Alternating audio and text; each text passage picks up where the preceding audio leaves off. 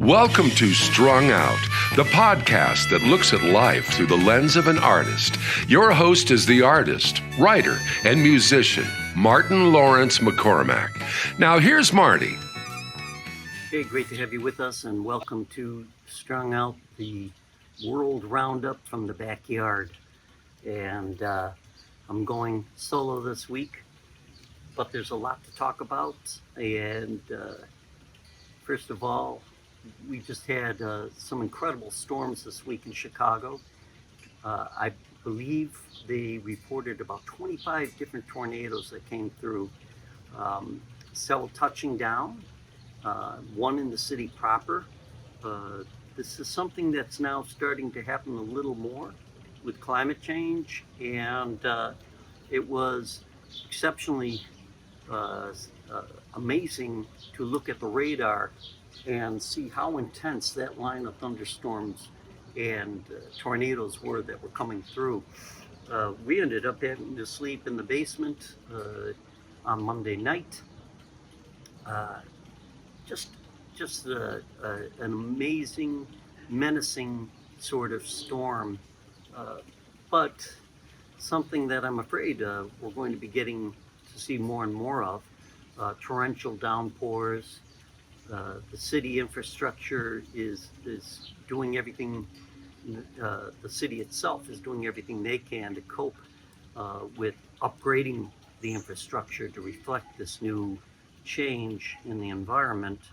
And it's a sad state of affairs because we're just trying to cope with it as humans in our weird world that we live in. As best as we can, but one of the big problems that you have is you have to deal with the fact that we live with government and we live with big business, and we live with a lot of interests, and money at the end of the day rules the day. So it's a cynical take, but eventually I think we will get there as far as being able to help cut back on the global warming.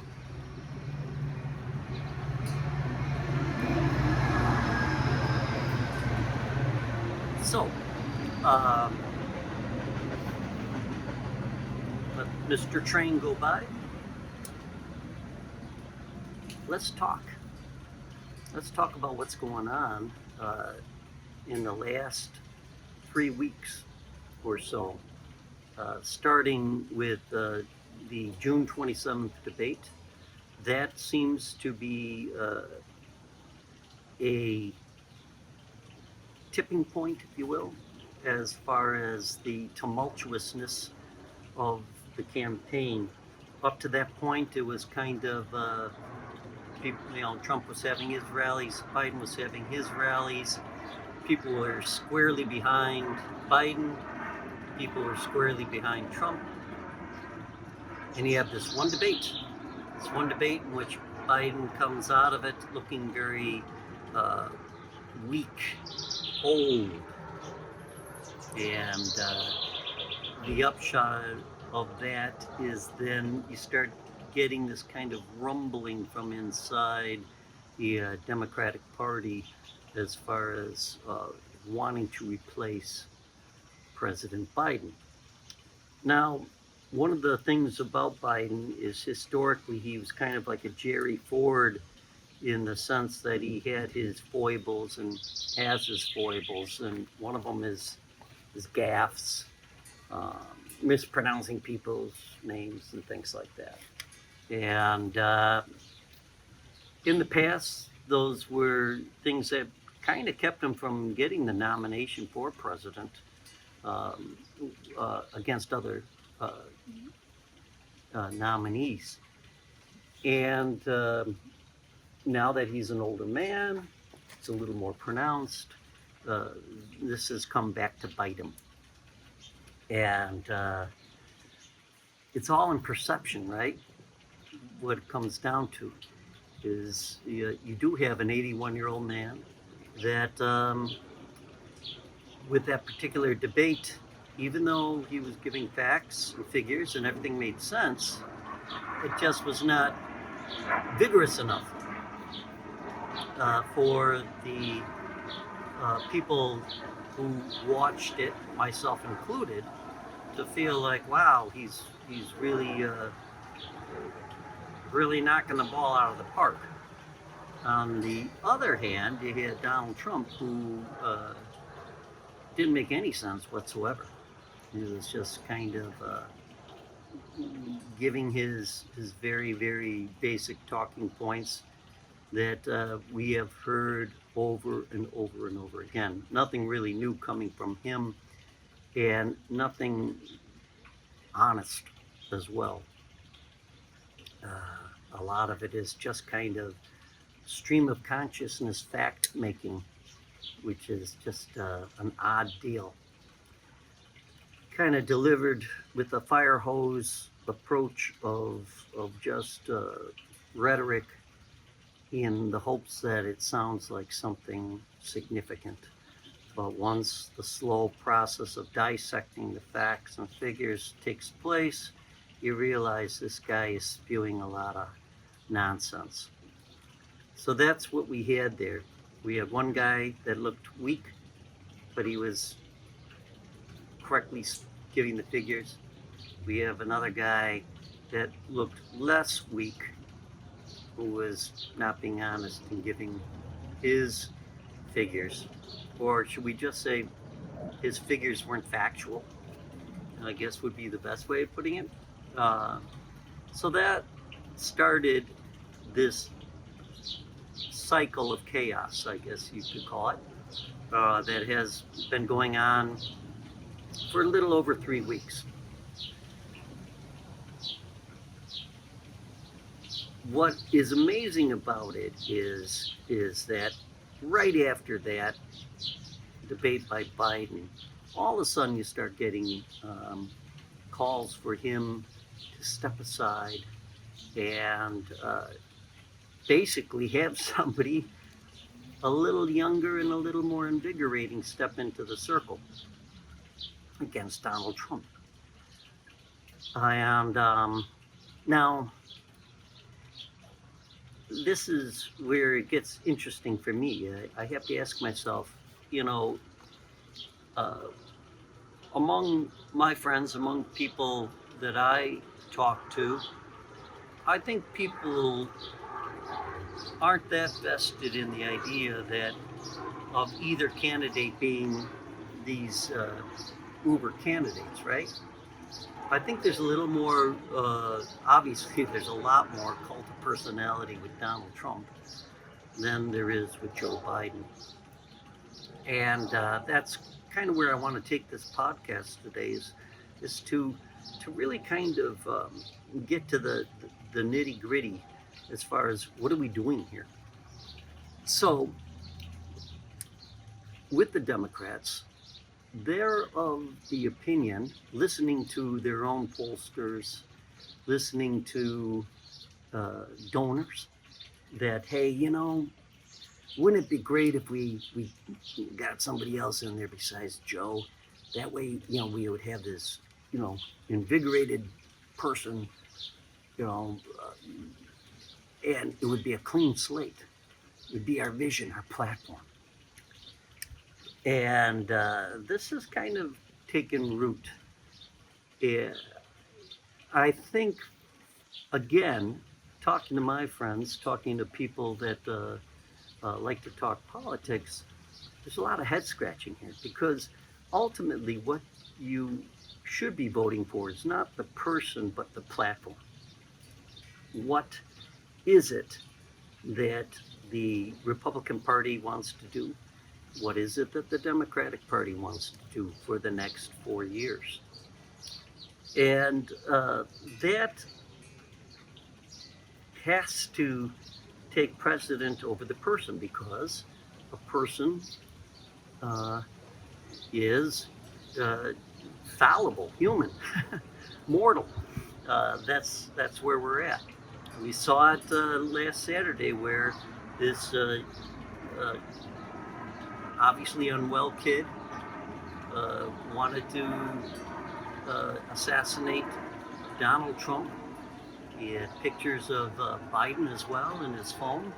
So it looks like now as more and more of the studies of what went down happened, that this guy was just looking for an opportunity to kill one or the other or both, to immortalize himself, I think. To paraphrase him, I think he said, watch me with my debut or something like that.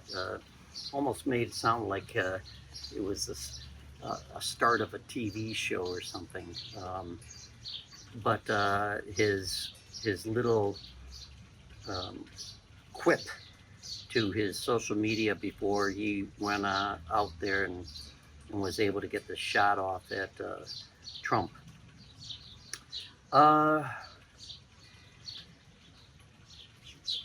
The fallibility of a person means then you have to rely upon what the party wants to do.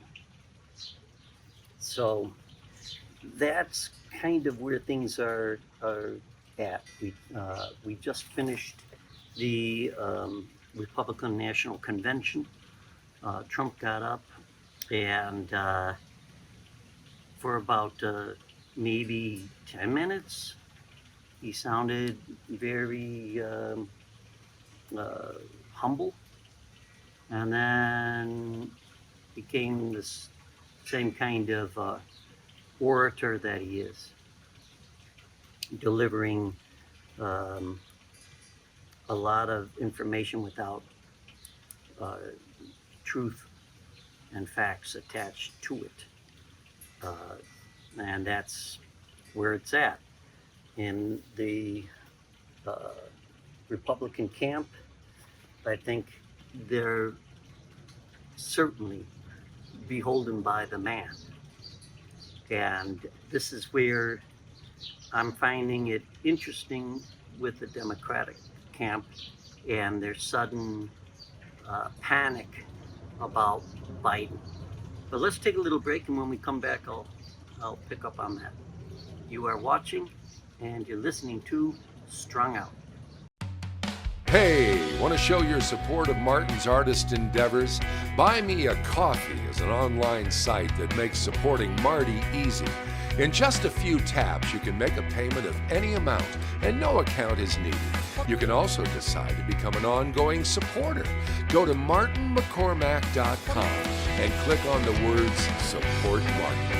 Let's help Martin keep it all caffeinated.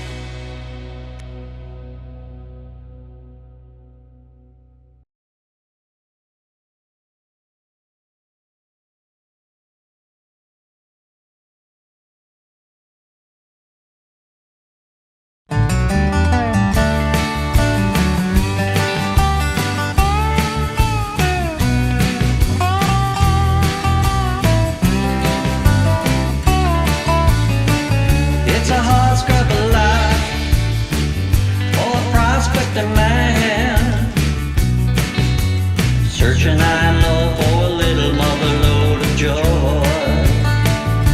a lane to living, barely scraping by. Just another shovel load could show a little mother load of joy. All I need is a gleam in a rumbling, turbulent stream, and if the panic just right, maybe tonight my dream.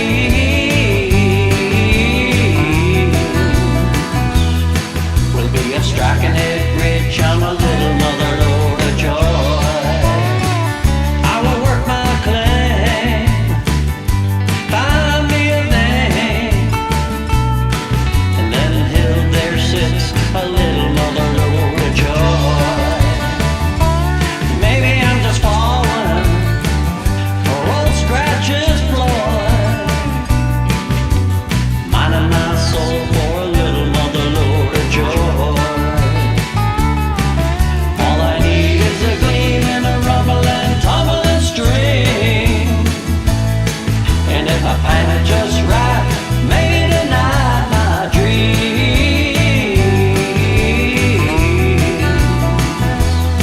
will be a striking it rich on a little mother load of joy. Others tried and failed, their happiness destroyed, but I will stake my claim for a little mother load of joy. Yeah, I'll stake my claim for a little mother load of joy. I'll stake my claim for a little mother load of joy. A little mother load of joy. A little mother load of joy. A little mother load of joy. A little mother load of joy.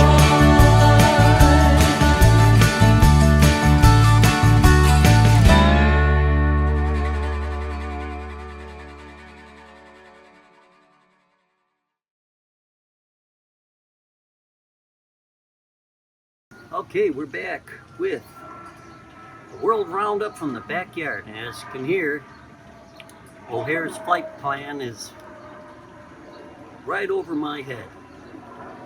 And that's a good thing because earlier today we had this huge IT crash worldwide. And so the sound of the world functioning, I guess, these planes landing over my head.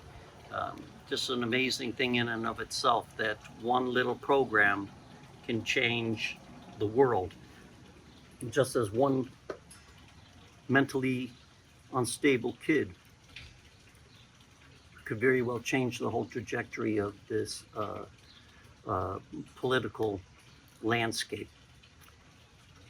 Let us get back to what is so weird about the Democrats all of a sudden now losing their spine on backing Joe Biden. Joe Biden's an old man. He admits that, right? And he feels, I think, with all intensity that he really does think he is the best person suited for defeating Donald Trump. His party has gone along with it until that one debate. And after that debate, they got all kind of weak-kneed. The difference between the Republicans and the Democrats is that the Republicans are vested in the personality of Donald Trump, who this man is and what does he represent of them. Not so much with Joe Biden, but what the Democrats have is a platform, and they have 4 years of pretty good progress to show for the work that Joe Biden has done. So I find it kind of fascinating that they have decided to get weak-kneed about backing Biden, when really what it is the platform that has the power. And to remind the undecided voters of what it was like when Donald Trump was president and the Republicans were in charge. So that is their power point, if you will. Not so much the personality of Biden. I kind of joke that you could put a wooden stick and say, I'm going to vote for this wooden stick than I would for who Donald Trump is and what he represents as a person. That's kind of what the Democrats need to do, I feel. But yet, here we have this guy that historically is known for his gaffes, kind of like Jerry Ford was known for, falling. And everybody made fun of that, I remember, as a kid. So, you have this kind of guy.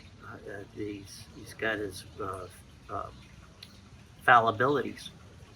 But yet, what he has accomplished and what his progress report has been up to date has been pretty good. And that's the thing that I feel the Democratic Party should be running on. Is not so much their concern about Biden not looking strong or presidential, but the fact that they have a very solid platform, and whoever is leading the Democratic Party is going to see that platform through. You get the sense with the Republican Party that if Donald Trump wasn't there, they would be floundering a little bit as far as trying to figure out who or what they are. With the J.D. Vance being the vice presidential nominee, you might speculate that some of the tenets of MAGA are now crystallizing. I think there's some truth to that. I think that probably more than likely what you're witnessing is the transition of the old Republican base, if you will, to this new radicalized sort of group of people. And be that as it may, the tenets of it are based on the personality and not so much platform. So what the Democratic leadership looks upon as a weakness in many ways can be viewed upon as a strength.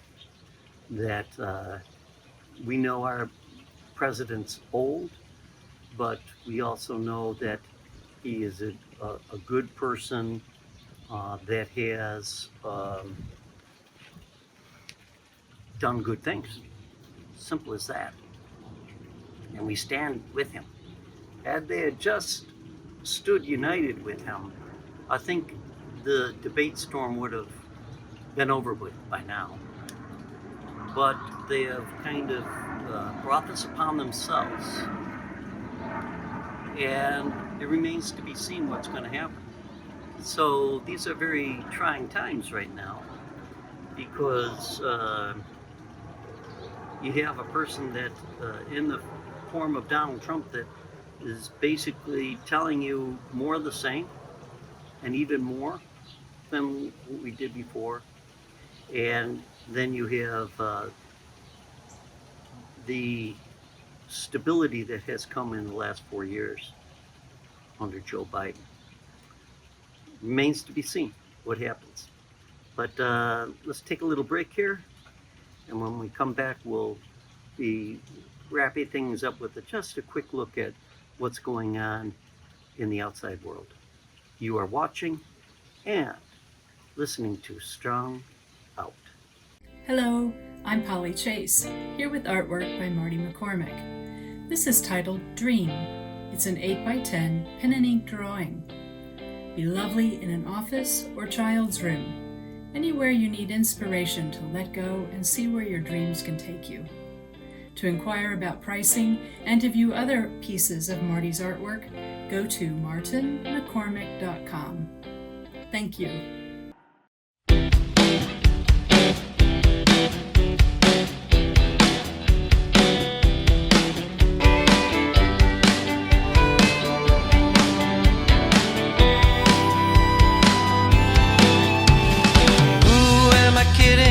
Is it just a joke? Can it be all I made was made to be broke? I'm whistling in the dark. What is the purpose? Should I even care? Do I make a difference? Anybody there?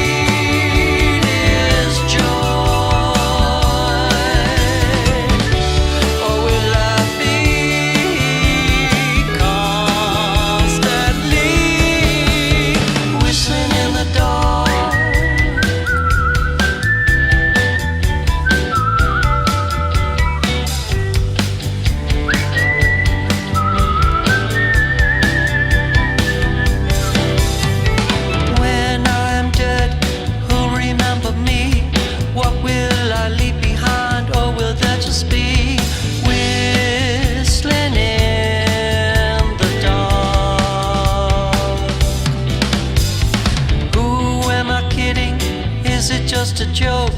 Can it be all I've made was made to be broke? What is the purpose? Should I even care? Do I make a difference? Anybody there? Can you tell me? Do you have a clue? Are you just as lost? Don't know what to do? If I was a lighthouse, I wouldn't have a light, wrecking ships on the rocks.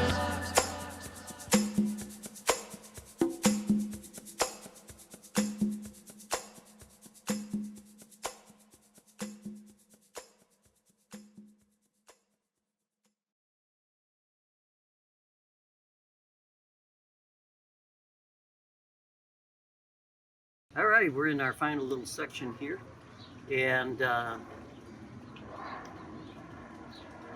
repercussions of the American election, of course, are felt around the world.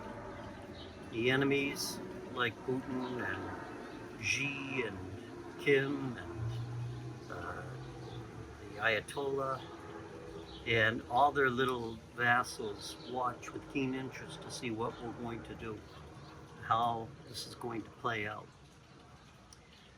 And we have an indication of maybe some hope regarding where we're going to go in this world. Are we going to be more autocratic, or are we going to be more democratic? France gave us a pretty good lead right there when the far right got defeated in these elections, and it took some pretty interesting bedfellows to make it happen, but they did it.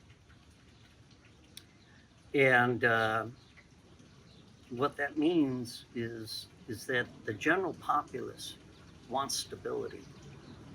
And when you get the French doing it, then you know something significant is taking place. So for myself, I gleaned some hope from that. I look at what's going on with Ukraine with concern. I just think again that you have a situation in which if there isn't a strong United States, you're going to have a dire situation there. Europe, the European leadership, as of late, seems to be a little bit weakened, especially Germany. Scholz is not really taking the leadership mantle. Now, the big thing there is just that there is this fine dancing that they don't want to come into direct confrontation with Russia. Yet it's everything but direct confrontation, right? It just seems to me that this sort of thing is the kind of thing that could be resolved with a little more resolve. And the problem with democracies is that they're messy and it takes time to solve these things. So in the case of Ukraine, the big problem there is just that they're low on manpower.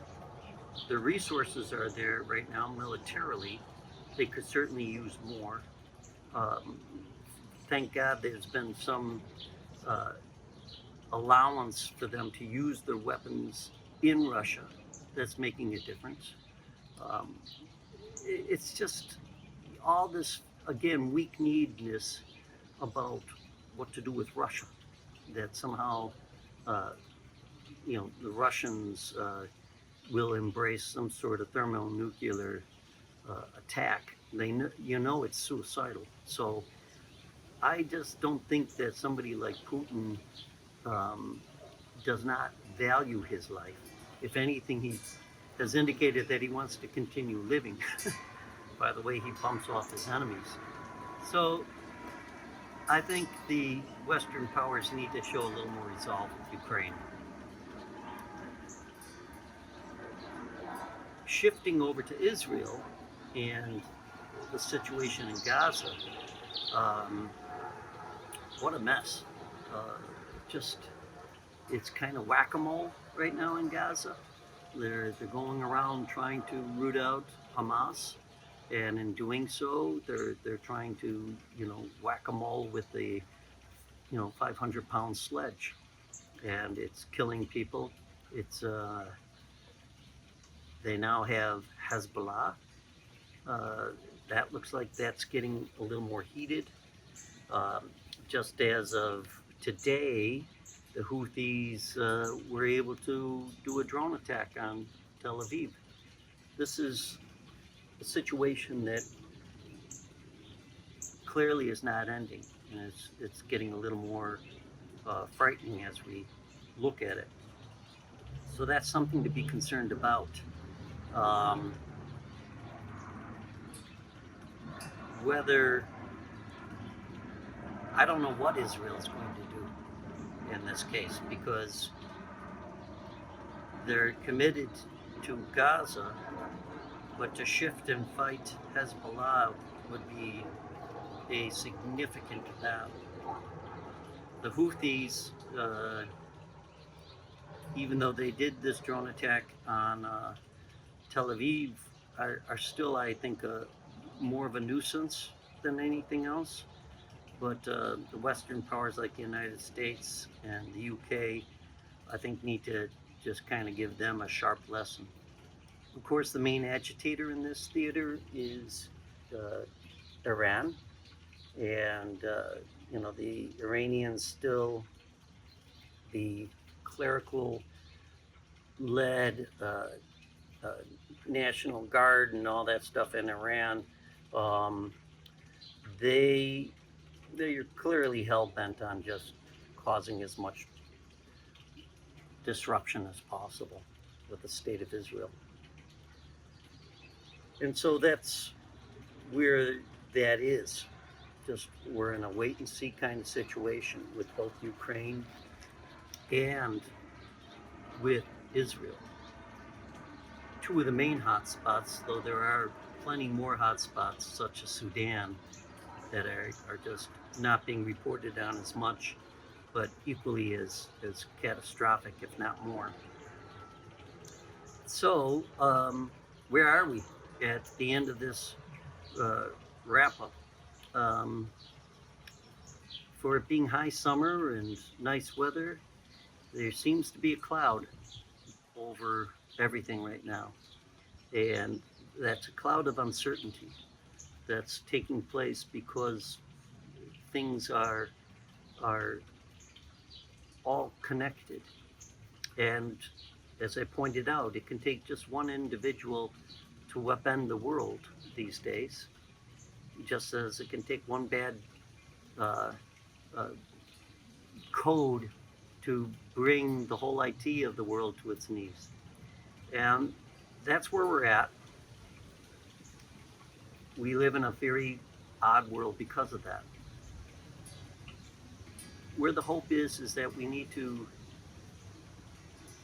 try to stick to what is good, what at least here in the United States, what our country was founded upon.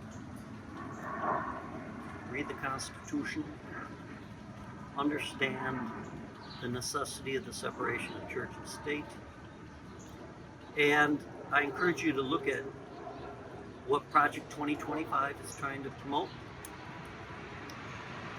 and also, though, look at the platform of the Democratic Party when they go to Chicago next month. You don't have to agree with everything either party says, but you have to at some point say, I want to see my children live in a world under this or that. So that's where we're at. I hear a train is coming. So I'm going to leave you with that, and we'll talk next week. And I wish you a better week. Bye-bye.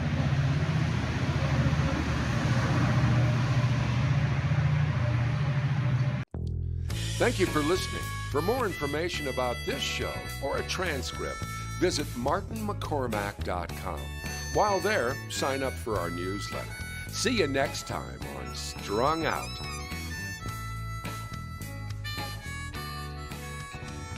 It's also wrong, this pain we feel makes no sense at all.